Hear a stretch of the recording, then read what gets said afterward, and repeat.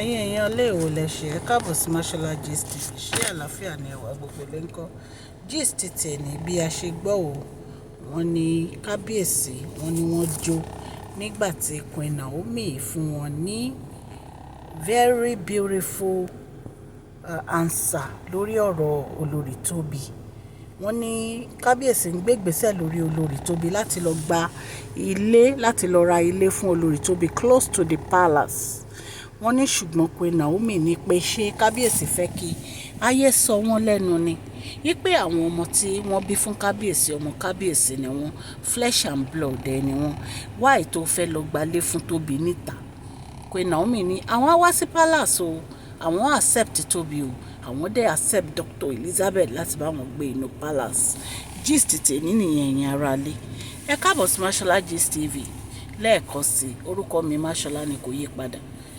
A máa ń sọ Yorùbá lórí channel yìí nítorí pé a fẹ́ gbàgbé àṣà àti èdè wa. A máa ń sọ̀rọ̀ nípa celebrity gist, royal gist, politics àti gbogbo nǹkan tó ń ṣẹlẹ̀ ní agbègbè orílẹ̀-èdè bàbá wa ní ilẹ̀ Nàìjíríà. Ẹ̀yin èèyàn lé tẹ́bà tí subscribe ẹ subscribe. À ń polówó ọjà lórí channel yìí ní ọlọ́kan òjọ̀kan ní owó pọ́kú. Ẹ kàn sí wa ní masholagist@gmail.com lẹ́ẹ̀kan sí masholagist@gmail.com. Ẹ̀yin èèyàn lé nígbà tí olórí Tobi bímọ àwọn èèyàn kan wọ́n ti jáde fún Queen Naomi wọ́n bẹ̀rẹ̀ sí sọ̀rọ̀ wípé nígbà tó ti bí ọkùnrin ní ìsìn ṣé gbogbo gàràgàrà Queen Naomi ṣó dẹ̀ máa dínkù wípé wọ́n ní kí Queen Naomi return sínú palace wọ́n láwọn ò ní return sínú palace àfi tí gbogbo àwọn olórí bá kúrò nínú palace. Bẹ́ẹ̀ ni Queen Naomi sọ bẹ́ẹ̀ torí ńgbà tí kábíyèsí máa fẹ́ Queen Naomi kábíyèsí ò sọ pé àwọn máa fẹ́ ìyàwó lé wọn, ṣùgbọ́n Queen Naomi accept Tobi nítorí pé flesh and blood kábíyèsí ni àwọn ìbejì tí Tobi bí yìí. Ẹ rí i pé èèyàn onínú ire òní Queen Naomi, èèyàn tó nífẹ̀ẹ́ ọkọ ẹ̀ dénúdénú òní Queen Naomi. Tó bá ṣobìnrin míì á ní wọn bá bí bẹ́tà òun ò kíá, ṣùgbọ́n Queen Naomi ní kí ló fẹ́ káyé sọ tó bá lé wọn síta? Ṣé o fẹ́ káyé sọ ẹ́ lẹ́nu ni? Ọmọ ẹni àwọn ọmọ yìí ìwọ ló bí wọn, ẹ̀jẹ̀ ni wọ́n. Bí a tiẹ̀ tún ṣe gbọ́ wọ́n ní onífágán ti yẹ ọ̀rọ̀ yẹn wò, èmi ò kàn fẹ́ ṣe gist yẹn ni. Wọ́n ní wọ́n ti yẹ ọ̀rọ̀ yẹn wò pọ́n ní ọmọ kábíyèsí làwọn ọmọ ẹ̀. So ìgbà tí ó dẹ̀ ti rí bẹ́ẹ̀ kò sí nǹkan tí Queen Naomi lè ṣe ju kó gba àwọn ọmọ yẹn gẹ́gẹ́ bí ọmọ tí wọ́n lọ. Ẹ dẹ̀ mọ̀ pé láti inú oyún ni Queen Naomi ti jẹ́ godmother àwọn ọmọ ẹ̀ because àwọn non pray fáwọn ọmọ ẹ̀ wọ́n ti di godmother wọn. So right now Queen Naomi ní láti máa look láti máa look Queen Naomi bá Tobi fún àwọn ọmọ ẹ̀ in a good way dáadáa inú wọn dùn nítorí pé àdúrà Queen Naomi olóògbà lórí Tobi ọ̀dọ̀ Queen Naomi ní Tobi máa ń lọ láti lọ gbàdúrà àdúrà Queen Naomi gbà lórí kábíyèsí wọ́n dẹ̀ gbà lórí Tobi.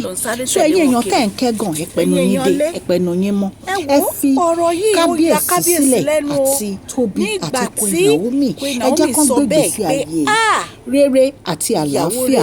Ọlọ́run tó fún wọn lọ́mọ yìí á tún ní ọwọ́ rere lẹ́yìn dáadáa. Queen Naomi náà máa bíbèjì fún kábíyèsí kò sí wàhálà. So ẹ̀yin náà rí gist kan tá a ṣe tí kábíyèsí ní pé kí Queen Naomi lọ anoint àwọn ọmọ yìí. So tí kábíyèsí ò bá ní confidence nínú Queen Naomi ṣé wọ́n á sọ fún wọn kán lọ anoint ọmọ? Wọ́n ò ní sọ fún wọn kán lọ anoint ọmọ. Even gan Tobi ló recommend pé kí kábíyèsí ní kí Queen Naomi wá kó wá bá òun pray fáwọn ọmọ kó dé anoint wọn. Ṣé tí Tobi ò bá trust Queen Naomi ṣé á ní kí Queen Naomi wá dúró gẹ́gẹ́ bí ìyálé? Kábíyèsí ní trust nínú Queen Naomi lọ́pọ̀lọpọ̀ wọ́n dẹ̀ rí pé àdúrà Queen Naomi ló gbà.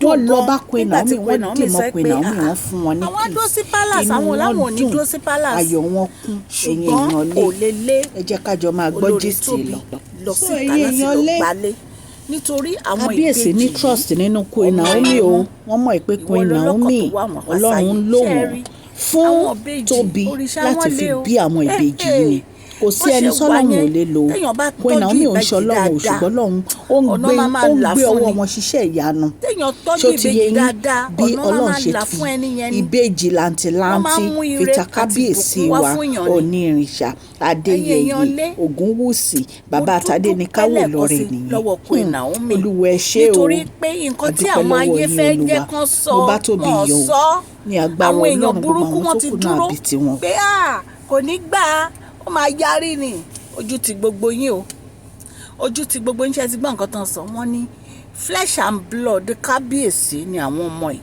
so àwọn fa Tóbi àwọn fa àwọn gbà wọ́n accept Tóbi kó bá wọn gbé inú palace ẹ̀dẹ̀mọ́ pé tẹ́lẹ̀ náà Tóbi ti ní òun fẹ́ kí Queen Naomi jẹ́ kó ń bá òun gbénú palace òun fẹ́ bá Queen Naomi gbénú palace òun ò fẹ́ fi Queen Naomi sílẹ̀ ẹ̀dẹ̀ wá rí i pé ọ̀rọ̀ ènìyàn Ọlọ́run máa ń fàṣẹ sí bọ́lọ̀ ń ṣe fàṣẹ sọ̀rọ̀ yẹn ni ẹ̀yin èèyàn lé gist taníká tá a gbọ́ allegedly taníká mú wá fún yín ni Ọlọ́run Elédùmarè á wà pẹ̀lú gbogbo yín o mo dúpẹ́ púpọ̀ lọ́wọ́ yín fún ìfọwọ́sowọ́pọ̀ yín lórí channel mi Ọlọ́run Elédùmarè á dúró ti ẹ̀yin náà o òkè òkè ni ọlá yín á máa lọ ọlá yín ò ní lọ ìsàlẹ̀ láéláé.